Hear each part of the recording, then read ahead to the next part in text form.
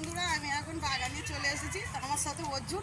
আমি ছুটে আসতে পারছি না, ও আমার থেকে আগে ছুটে চলে আসবে বাগানে। তো ও সবে সবে হাঁটতে শিখেছে, তো ওই জন্য ওকে নিয়ে চলে এসেছি বাগানে। এসেছে, ও বসি রাখবো ওকে। তো প্রথমে আমি অর্জুনকে আমি বসি দিয়েছি। তো এদিকে আমি চলে যাবো বাগানে। আজকে কচি কচি পালং শাক, তো আমি আজকে কচি কচি পালং শাক তুলবো। তো ঝোল করবো মাছ দিয়ে। তো এতটা তুলেছি, আরও কিছুটা তুলবো। আজকে পালং শাক দিয়ে, মাছ দিয়ে, কচু দিয়ে তরকারি করবো।